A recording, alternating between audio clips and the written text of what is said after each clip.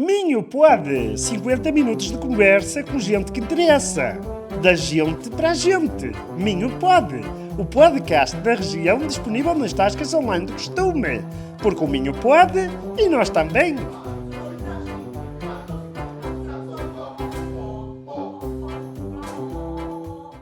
Olá, bem-vindos a mais um episódio do Minho Pode.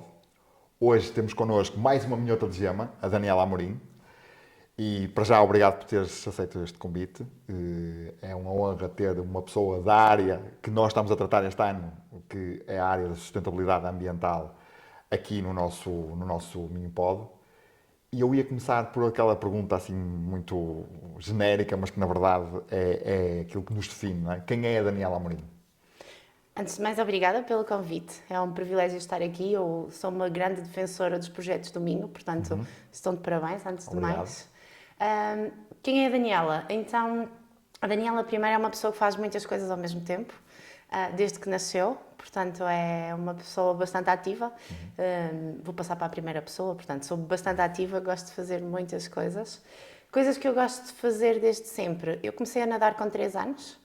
Portanto, dos 3 aos 20 e poucos fui nadadora federada, aqueles treinos de manhã, aqueles treinos à noite, portanto já uma vida acelerada. Já uma vida acelerada por antes aí. e depois da escola. Exatamente, antes e depois da escola. Sou claramente uma pessoa da água, não só pela natação, mas é aquela pessoa que quando vai à praia, seja ela qual for aqui na nossa região, o mar é o primeiro passo, portanto, para quem acha que a água é fria, para mim, não é. Adoro a água.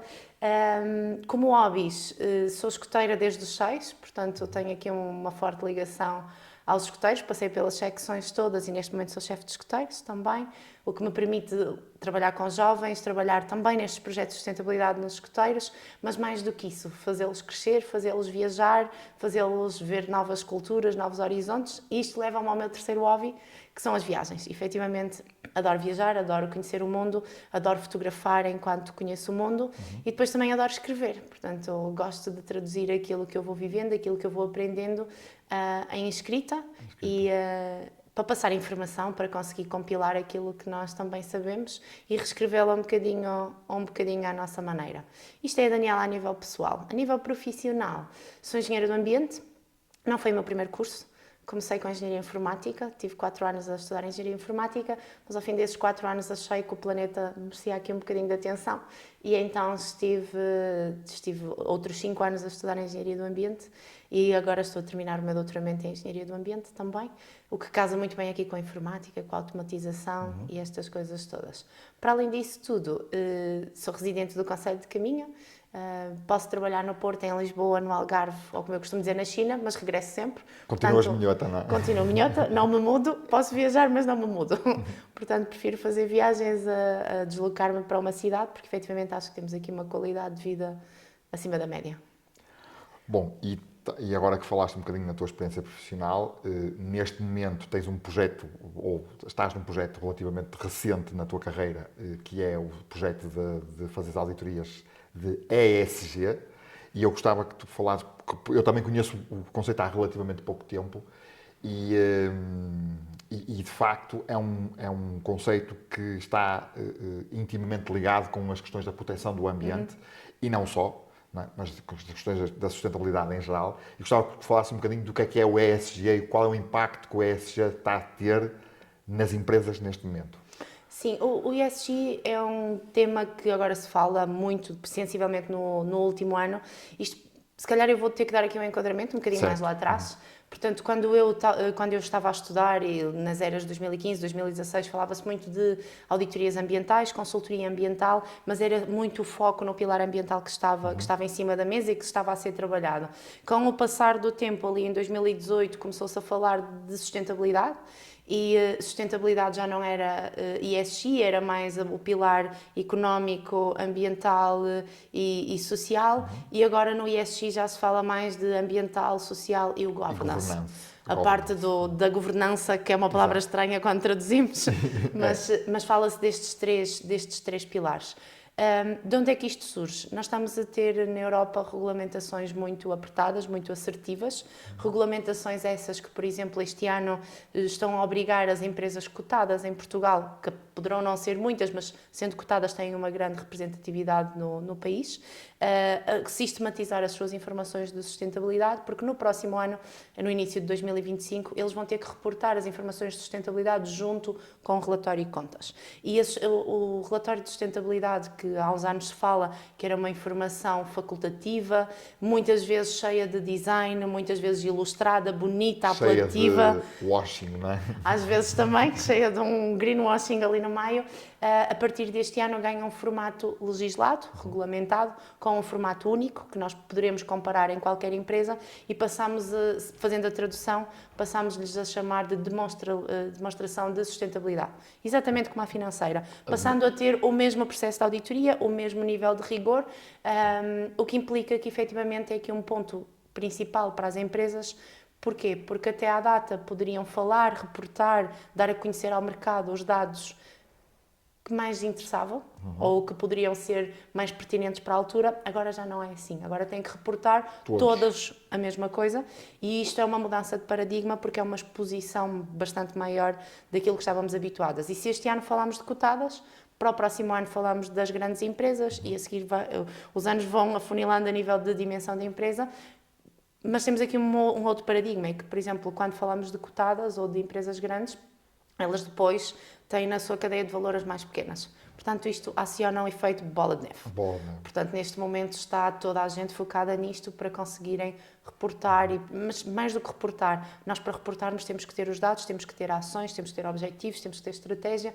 Portanto, eu diria que nós nos últimos meses o que mais temos feito é pensar em estratégia de sustentabilidade com as empresas, com as administrações, pensar para onde é que elas querem ir, arranjar processos de sistematização de dados, fazer um contexto desta empresa a nível de mercado, e a partir daqui sim podem reportar. Mas eu costumo dizer que o mais importante que o reporte é terem as ações, é terem as metas, é terem a estratégia, porque é isso que na verdade depois vai fazer a diferença tanto no negócio como nas comunidades ou no ambiente ou no que quer que seja que a empresa se enquadre. E achas que estavas a falar de uma coisa que era a próxima pergunta, era a próxima questão que estava assim na minha cabeça, que é a passagem de, agora começámos em cotadas, vamos passar para as grandes empresas que não estão cotadas em bolsa, que são muitas, Sim. e depois para as outras que são médias e pequenas empresas. E de facto, grande parte delas também fazem parte da cadeia de valor das grandes. E eu percebo que, por exemplo, no caso das cotadas, que dentro das empresas, dentro das estruturas das empresas, haja essa importância, haja essa consciencialização para a importância do ESG, do ponto de vista de, ok, nós temos de facto de ter um relatório ambiental e isto tem que bater a bota com a perdigota, não é? Como se costuma dizer. Mas achas que há mentalidades, pelo que eu conheço do mercado e pelo que vais falando também, porque depois já vamos falar a seguir dos teus negócios próprios também, achas que o mercado, e que o mercado das pequenas e médias empresas, que é 99% das empresas em Portugal, embora em termos depois de valor não seja assim, mas em termos de estrutura, em termos de empregabilidade, 90% ou mais das empresas são pequenas e médias empresas, achas que aí a questão da sustentabilidade já está dentro da mentalidade das pessoas, ou ainda falta um caminho a percorrer? Eu acho que aqui nós temos duas respostas para essa pergunta. Primeiro, eu aí sou um bocado tendenciosa, porque como estou a fazer um doutoramento, todo o meu doutoramento ficou assente em empresas, em PMEs. Portanto, todos os testes que eu fiz foi em PMEs. E ainda tenho que acrescentar aqui outro detalhe para aquilo que eu vou dizer a seguir, que é, eu nos últimos anos fui auditora ISO, portanto auditei sistemas de gestão de qualidade, sistemas de gestão ambientais e sistemas de gestão de saúde e segurança, e além disso, pegadas de carbono.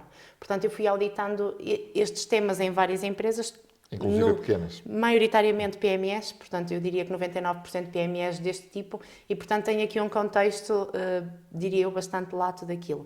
Mas respondendo à pergunta, eu acho que nós temos aqui dois temas. Primeiro é, as empresas sabem que sim, sabem que têm que fazer, sabem que é tema do dia, sabem que ou fazem ou vão ficar para trás. Portanto, agora o ESG já não é uma coisa de facultativa, portanto, ou vamos a jogo ou daqui a 2, 3 anos as empresas vão morrer, vão desaparecer do mercado porque não há outra solução. E como é que as empresas têm esta consciência? Porque os seus clientes estão a pedir. Portanto, nós temos empresas pequenas, às vezes micro, pequenas mesmo, que, por exemplo, têm 80% da sua faturação, imaginemos, no mercado francês, e o mercado francês exige uma série de conjuntos. Portanto, ou tem ou vão sair, vão saltar fora. A mesma coisa no mercado alemão ou noutro qualquer mercado europeu, isto está a acontecer. Portanto, as empresas estão a ter aquele clique que efetivamente isto tem que ser. E isto é um excelente clique, por exemplo, para uma administração, porque percebe do negócio e é aí que dá o clique. Qual é que é o outro cenário? É saber como é que isto se faz. E aqui eu acho que temos um gap de competências. Isto porque nós temos aquele cenário onde há uma pessoa responsável pelo tema da sustentabilidade, temos outros cenários onde há uma pessoa responsável pelo tema ambiental e depois o tema social, por exemplo, é tratado pelos recursos humanos, que também equilibra bem, mas temos um outro cenário típico que é geralmente a pessoa responsável pelos recursos humanos, também é responsável pelo ambiente, também é responsável pela qualidade, também é responsável pelos indicadores, Aglomera muita coisa. pela formação, por uma série de procedimentos e processos, está tudo naquela pessoa. E se formos muitas vezes a ver, esta pessoa geralmente tem uma formação mais de gestão ou uma formação mais transversal, que hoje em dia começa a ser um problema. Porquê? Porque nós, por exemplo, quando uma PME implementava uma ISO de gestão ambiental, a ISO é muito lata, é muito abrangente e permite, com mais ou menos know-how, a gente vai-se fazendo o caminho. Estas novas diretivas europeias são muito técnicas, enquanto que nós no governance e na governança ainda podemos gerir, porque ainda conhecemos os termos. Quando vamos, por exemplo, para a parte ambiental, nós temos um conjunto de tópicos para analisar e perceber se são materiais, quem diz materiais diz importantes ou relevantes para a organização, e depois temos que os classificar, temos que os mapear e temos que os reportar. E aqui nós podemos estar a falar de coisas como o impacto na biodiversidade marinha, até às alterações climáticas que podem ter impactos negativos ou positivos, porque eu posso estar a emitir carbono ou a reter carbono. Portanto, vamos entrar em detalhes muito técnicos. E aqui as competências são o essencial, porque sem esta competência depois não é possível acompanhar isto devidamente ou tecer os devidos comentários e as devidas ações e até mesmo a estratégia, porque muitas vezes não se compreende como é que nós poderemos impactar sim ou não este tipo de meios, entre aspas, do planeta. Estou-me a lembrar, por exemplo, de um caso, se nós pensarmos, por exemplo, numa empresa que tenha navios de transporte de mercadorias, nós, se falarmos da biodiversidade marinha, automaticamente vamos dizer, não, eles têm aqui um impacto, porque eles andam no oceano, ou navios a consumir fuel, portanto, com uma série de questões, eles têm que ter aqui algum impacto. Alguns contentores que caem abaixo dos navios. Exatamente, ou alguns derrames, ou alguns acidentes mesmo, que nós já assistimos, mas esta ligação não é clara. Ou seja, nós para percebermos isto, depois temos que tentar esmiuçar, mas às vezes, como não há competência transversal e técnica, isto muitas vezes não é claro. Portanto, eu diria que a nível de que falamos de pequenas empresas, as competências são essenciais. E é por isso que nós também começamos a ver incentivos, programas como vouchers de formação e coisas do género, para apoiar e para dar incentivos a que estas PMEs capacitem pessoas ou então que contratem pessoas que venham de uma área técnica, que são júniores, são muito novos, mas ao mesmo tempo têm o conhecimento técnico. Tem conhecimento que é necessário. E agora estava-me a lembrar que falaste agora de uma coisa importante, que é a questão das competências e às vezes haver uma falta de competências nas empresas. Na verdade, com todas estas diretivas, isto é a minha, como é que eu ia dizer, é a minha dedução. Nós vamos também abrir aqui um caminho de o mercado necessitar de competências que ainda não existem ou que já existem, mas ainda em pequeno número, e também aumentar o número de pessoas a terem formação nessa área. Que também vai comentar um bocadinho a questão da automatização que as empresas estão a fazer e por aí fora. O que é que pensas desse aspecto? Sim, eu acho que neste momento estamos a ter aqui oportunidades de formação bastante grandes. Por outro lado, não há assim tantas pessoas capacitadas para a dar. Certo. Portanto, temos aqui dois cenários.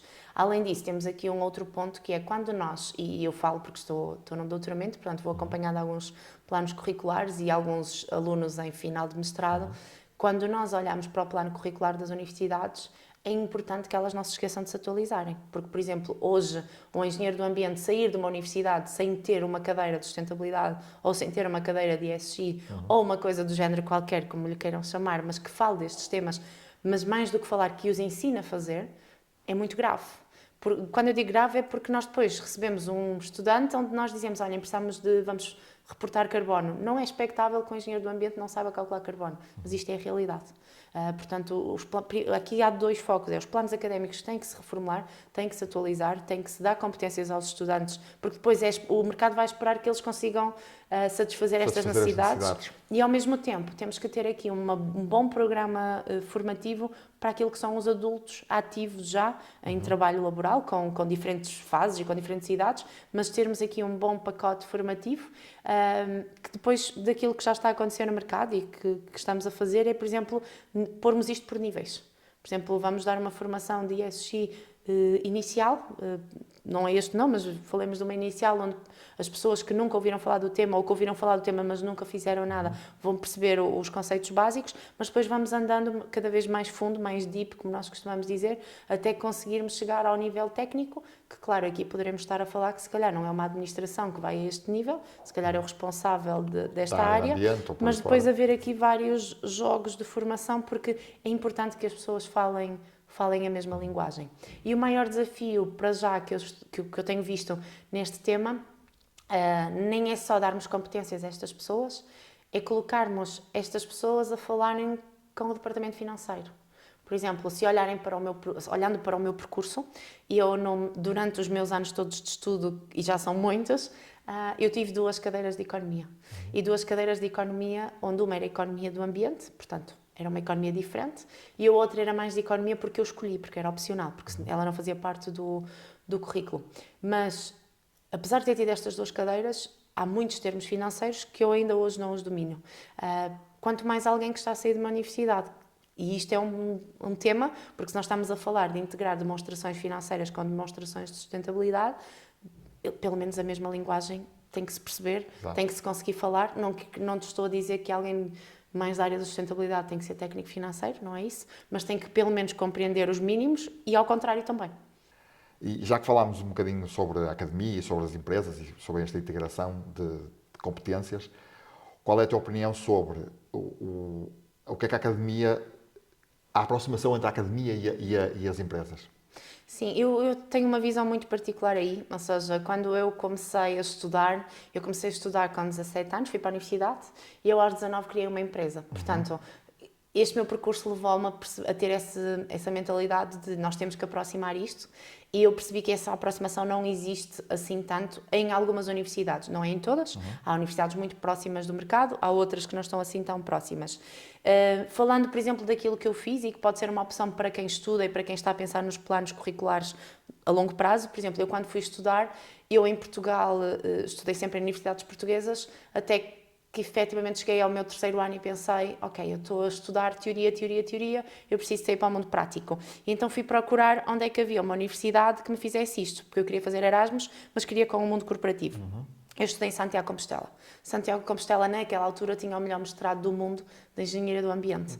Apesar de que eu pensava, ok, Santiago vai ser mais perto que ir para a Universidade de Aveiro, porque eu na altura estava em Aveiro. Mas não tem mal, é para ali que eu vou. Em Santiago existe uma prática muito boa, a meu ver, que é nós temos 6 semanas de aulas, 1 semana de práticas em empresas. Portanto, nós estamos sempre a rolar. Ainda temos outra possibilidade, que é podemos fazer as 6 semanas de aulas seguidas e depois chegamos ao verão, de junho a setembro, só em empresas, porque não há férias. Portanto, as nossas férias, entre aspas, são em empresas a aplicar aquilo que nós aprendemos. Isto trouxe-me um know-how muito grande em termos empresarial e em termos de práticas, porque é um ensino diferente. Depois, há aqui outro, para mim, fundamental, outro ponto excepcional no currículo, que é, quando chegamos ao momento de fazer uma tese, nós temos a possibilidade de escolher entre uma dissertação teórica e uma tese-estágio, que é assim que lhe chamam. Se eu, a seguir, não quiser ser investigador, a tese de estágio para mim é sempre a melhor solução, mas mesmo que eu queira ser investigador, eu também acho que a tese de estágio é a melhor solução, porque se for investigar sobre uma área eu tenho que conhecer o setor. Se eu quiser investigar, por exemplo, sei lá, estou-me a lembrar de algas para o setor dos combustíveis, então se calhar eu tenho que ir conhecer uma refinaria, tenho que saber como é que isto funciona. Portanto, quando nós fazemos uma tese de estágio, vamos para o mercado, e foi isso que eu fiz na altura, então fiz uma tese de estágio.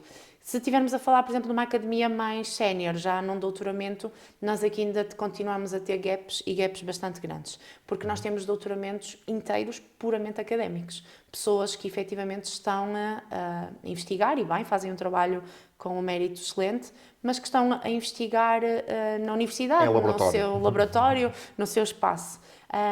O meu doutoramento é um bocado atípico por isso. Se bem que nem toda a gente consegue fazer um doutoramento atípico, porque, por exemplo, um doutoramento atípico muitas vezes fica inválido de bolsas de estudo, todas essas coisas. Mas eu, na altura, como não estava para aí virada, porque eu estava no mercado de trabalho, o meu doutoramento é atípico por aí, porque o que eu tenho feito é eu desenvolvo uma metodologia e depois eu vou testar em 2, 3, 4, 5 empresas. E o que tenho feito é fazer testes por setor, também para eu conseguir perceber como é que os setores reagem, porque os setores têm velocidades diferentes, estão em estágios, quando nós falamos aqui de sustentabilidade, estão estágios de desenvolvimento diferente. Nós, por exemplo, se calhar não podemos comparar o setor automóvel e de toda a gente que fabrica peças para o setor automóvel, por exemplo, com uma indústria têxtil, que não tem nada a ver, que são coisas diferentes porque estão a velocidades diferentes. A mesma coisa, por exemplo, se formos comparar estes setores com o setor da cerâmica, que é um dos setores que mais desafios enfrenta hoje em dia, porque é um grande consumidor de energia, tem um problema para resolver. E este não é um problema para resolver a médio prazo, já é mesmo a curto, tem que ser mesmo resolvido, tem que ser repensado, e depois temos aqui outros desafios, que é quando nós não conhecemos bem o mercado, eu posso ser um investigador excelente, mas eu não vou perceber que tecnologia é que aquele mercado precisa, ou que afinações é que ele precisa. E depois, às vezes, temos muito know-how académico que, quando, por exemplo, alguns colegas vêm para o mercado e dizem mas isto depois não se enquadra, ou ninguém tem interesse neste tipo de produto, porque falta esta aproximação. Por isso é que eu digo, sempre que for possível, do lado dos estudantes fazerem um projeto em empresas, um estágio de verão, um estágio curricular em empresas é excelente.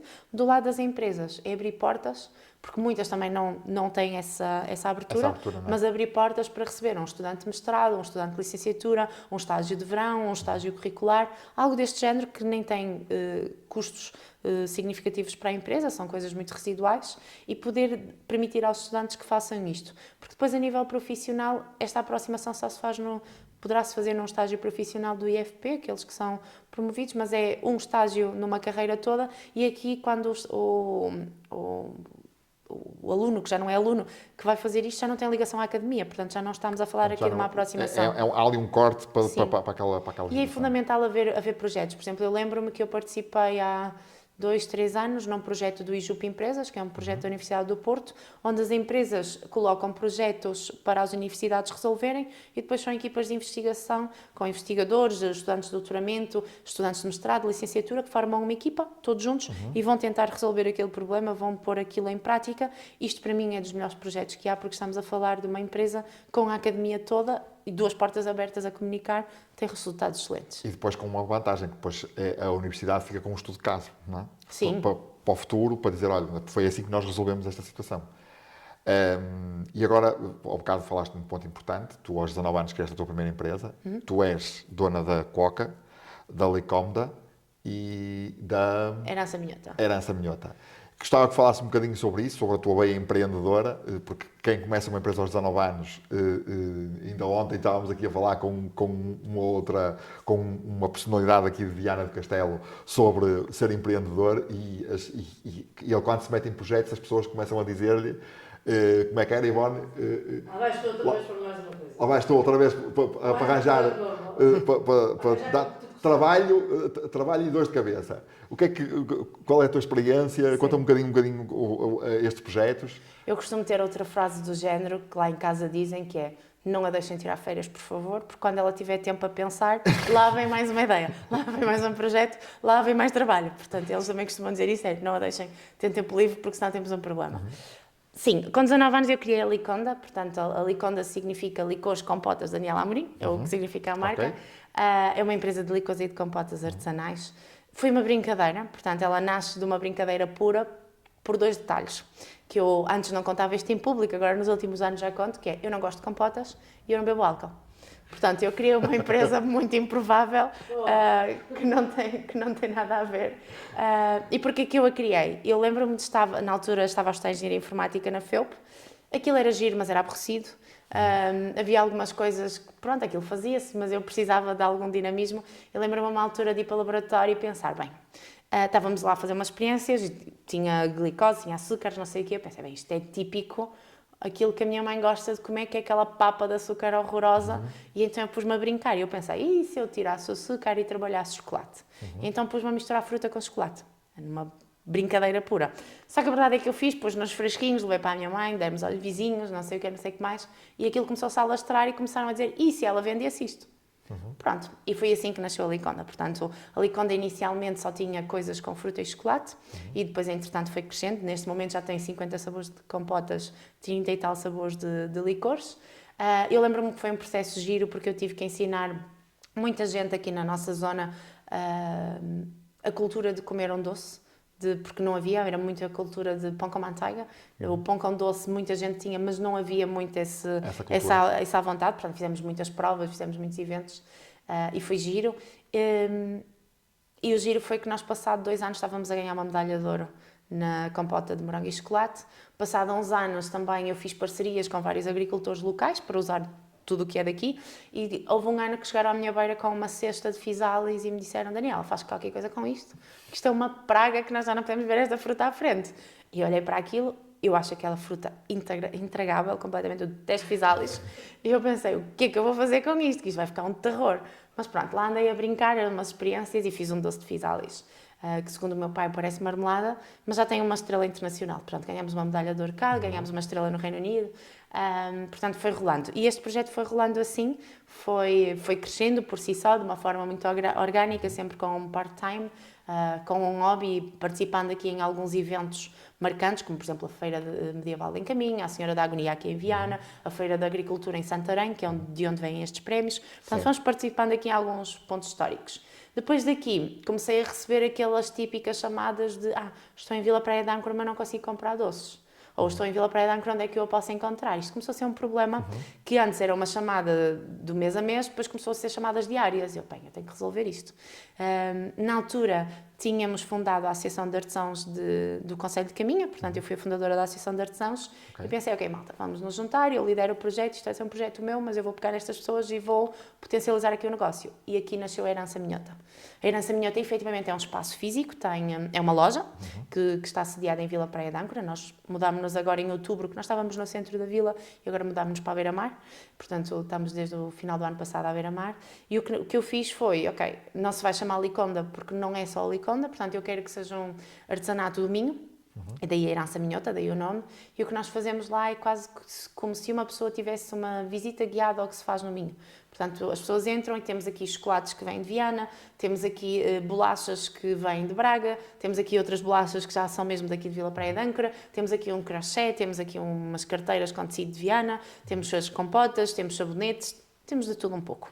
Portanto, o que nós fomos criando foi uma montra de artesanato, seja ele alimentar ou manual, dentro de uma loja onde um turista ou um peregrino do Caminho de Santiago, por exemplo, que passam muitos, fossem conhecendo aquilo que nós fazíamos e fossem também nos desafiando. Por exemplo, este ano fomos desafiados a vender gelados. E eu pensei, como é que eu vou vender gelados? Nunca vendi gelados na minha vida. Vamos vender gelados e pronto. As pessoas na loja também já estão habituadas um bocadinho a ideias fora da caixa. Porquê? Porque surgiu uma marca de gelados artesanais nova que precisava de um ponto de venda de género, dei-me a conhecer e eu, vamos vender gelados. Pronto. E também fazemos muito isto, ou seja, projetos novos que vão surgindo, que querem testar a marca ou que querem sair.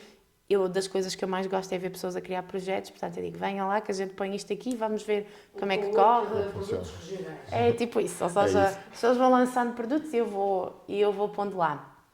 Estes são os 2 projetos mais antigos, portanto a Liconda faz este ano 13 anos, portanto já tem uns aninhos.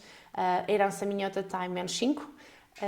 A Coca em si, a Coca é um projeto que nasceu no meu doutoramento, portanto eu tive uns anos a trabalhar como diretora de certificações na logística, na área da logística numa empresa, e foi daí que depois, entretanto, no Covid, fui catapultada para um projeto da NASA. Quando entrei na NASA, recebi aqui uma entrada depois para o doutoramento, um convite, já, olha, vamos misturar aqui isto tudo que estás a fazer, fazendo doutoramento.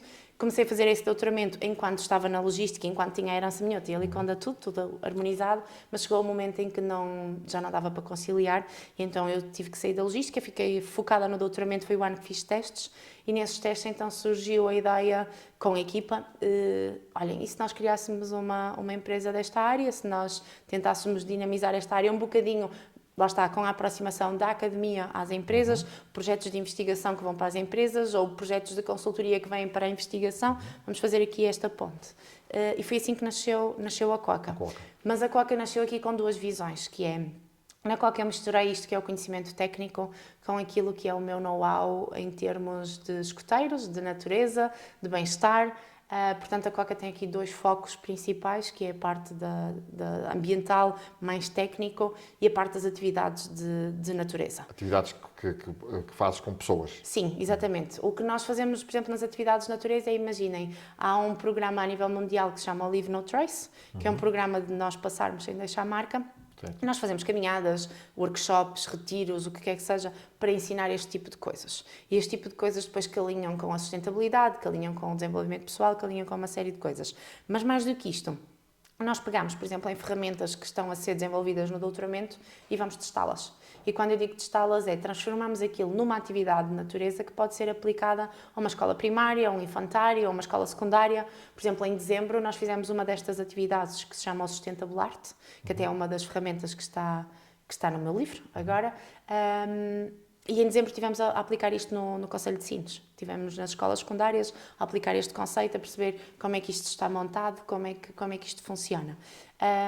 E a Coca trabalha um bocadinho neste sentido. Eu já não estou tanto ligada agora ao tema da consultoria, porque estou ligada na outra organização. Estou mais focada aqui na parte das atividades de natureza, até porque eu estou na reta final do doutoramento, e então alguns testes ainda precisam de ser feitos, só que neste momento eu já tenho os testes empresariais todos concluídos, portanto neste momento preciso do Citizen Science, portanto preciso da ciência baseada nas pessoas, e estamos a fazer alguns testes em municípios, escolas, coisas do género, também para perceber que tipo de resultados, sim, porque o Sustainable Art basicamente dá-nos o desempenho de sustentabilidade de cada um de nós. Okay. E isto é fundamental. Se nós fizermos um estudo desses numa escola, por exemplo, uma escola secundária toda ou num agrupamento de escolas, nós temos a visão de como é que a nossa juventude local se comporta face aos indicadores de sustentabilidade. E podemos chegar a resultados excelentes, como eu já cheguei, que há municípios que têm um problema de isolamento.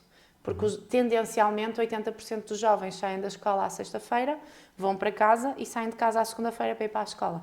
Isto é um problema para resolver. Ou seja, isto é um isolamento muito grande e é uma dependência de tudo o que é tecnologias e digitalização muito grande, principalmente se estivermos a falar de municípios à beira-mar, de escolas com uma série de natureza à volta, municípios com muitas ofertas, mas quando encontramos esta tendência começa a ser um tema.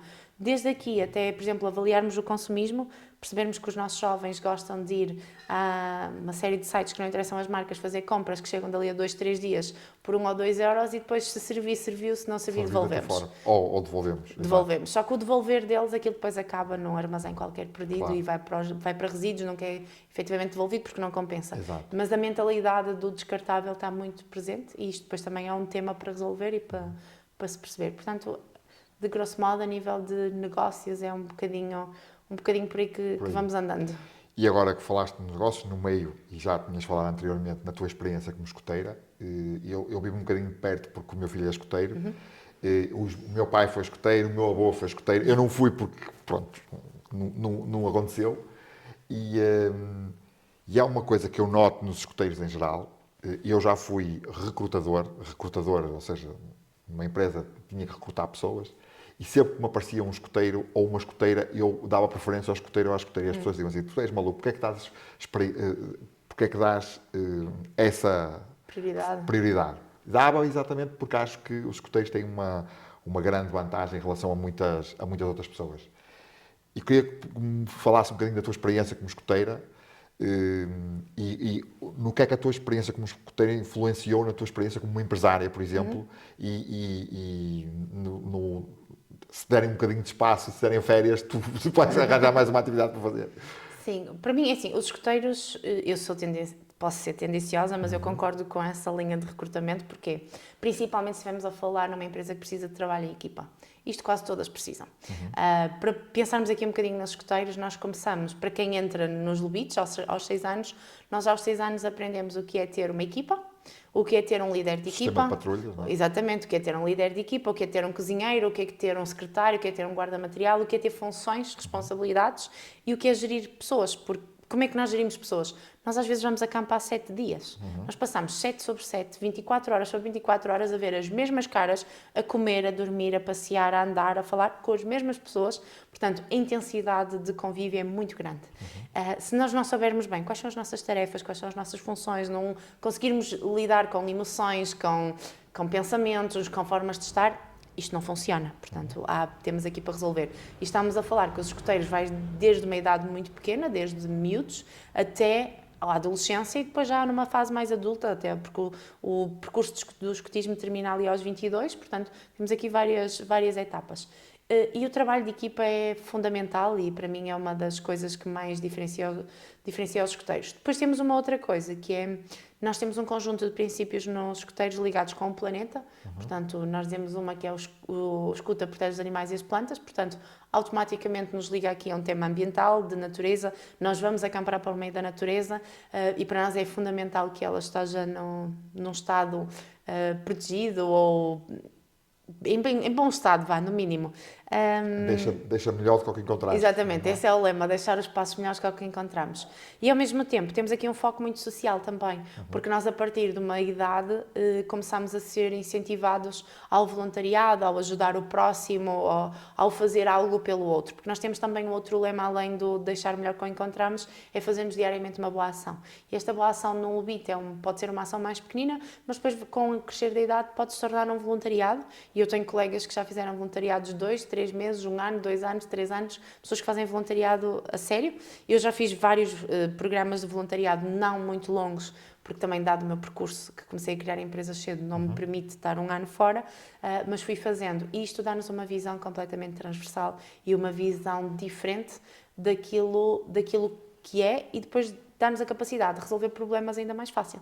Porque para nós um imprevisto resolve-se, porque nós já estamos habituados a isso, é o nosso dia-a-dia de quando estamos fora, de quando estamos em acampamentos, ou mesmo de quando estamos fora do país, porque também fazemos muitas atividades internacionais, quer dizer, eu faço muitas, mas isso é porque eu sou responsável da parte internacional, Okay. Portanto também faço muitas atividades internacionais, e isto permite-me estar em atividades com gente de todos os países, com gente com várias atividades, com gente com vários pensamentos, e até com várias religiões, com várias formas de estar, e nós conseguirmos estar ali harmonizados e enquadrados é o essencial. E depois conseguimos transportar isto tudo para o nosso dia-a-dia, porque na verdade depois não há uma pessoa com lenço e outra sem lenço. Exato. É sempre a mesma pessoa. É sempre a mesma pessoa.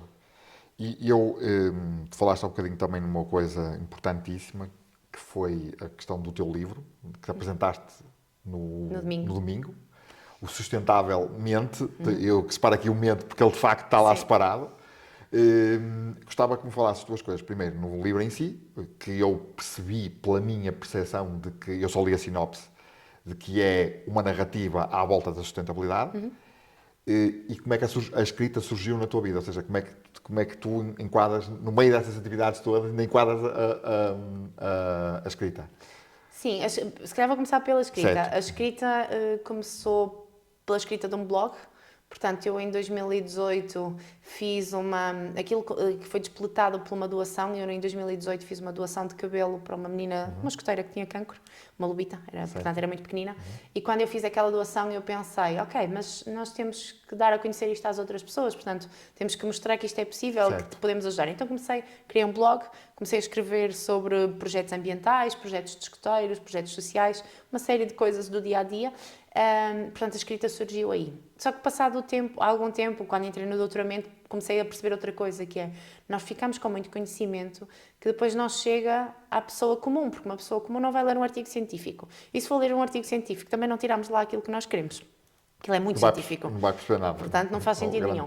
E então comecei a tomar umas notas, eu comecei a ter hábitos aqui de desenvolvimento pessoal distintos, portanto, retomei rotinas de acordar muito cedo, eu escrevia logo mal acordava, comecei a sistematizar aqui uns tópicos que depois foram aprimorados, diria eu, durante vários dias, durante vários meses, e aquilo depois ganhou uma forma e eu pensei, vou transformar isto num livro. Como é que surge o sustentavelmente? Porque a mente está dentro de parênteses. Porque eu acredito que não é possível haver sustentabilidade se uma pessoa não estiver em equilíbrio. O que é que eu quero dizer com isto? Uma pessoa que tenha necessidades alimentares, por exemplo, que passe fome, não vai estar a pensar que se quando lhe damos um iogurte, se a embalagem é mais sustentável cá do lado, ela vai querer comer. Mesma coisa para quem tenha necessidades de roupa, também não vai pensar se este casaco é mais sustentável do que o casaco do lado. Ela vai se querer vestir e vai querer estar confortável. Portanto, nós temos que chegar aqui a um ponto de equilíbrio pessoal, de desenvolvimento pessoal nosso, porque a mesma coisa se pode aplicar, por exemplo, uma pessoa que está em depressão ou que está com alguma problemática mais a nível do foro mental, também não vai conseguir estar a pensar do que é melhor para o planeta ou pior para o planeta, porque a pessoa também não está em equilíbrio. Portanto, nós primeiro temos que chegar a um equilíbrio nós e depois é que conseguimos agir sobre o planeta. E a questão da sustentabilidade é muito isto, é pequenas ações fazem ações em massa. E por isso é que o mente está dentro de parênteses, porque eu acredito que é efetivamente o nosso posicionamento, a nossa mente, a nossa forma de ser, que depois despoleta estas ações todas. Porque se formos a pensar naquilo que falávamos na nossa primeira pergunta, numa empresa cotada, na dúvida, é uma pessoa que lidera aquele departamento. Portanto, se essa pessoa também não tiver isto muito bem presente, pode ser uma empresa cotada, mas não vai resultar a seguir. Portanto, o mente enquadra-se aí. Além disso, enquadra-se porque o sustentavelmente não é o filho único. Portanto, aquilo é um conjunto de algumas histórias que já foram sido escritas. Porquê? Porque o sustentavelmente acontece em viagem. Portanto, aquilo é uma narrativa que foi desconstruída, eu posso dizer isto porque está na sinopse, é uma narrativa que foi desconstruída em várias viagens e o objetivo disso mesmo é mostrar que numa simples viagem, num dia comum, num sítio normal, todos os sítios que estão lá são verdadeiros, eu lá estive, nós podemos trabalhar o nosso equilíbrio e trabalhando o nosso equilíbrio, trabalhamos a sustentabilidade.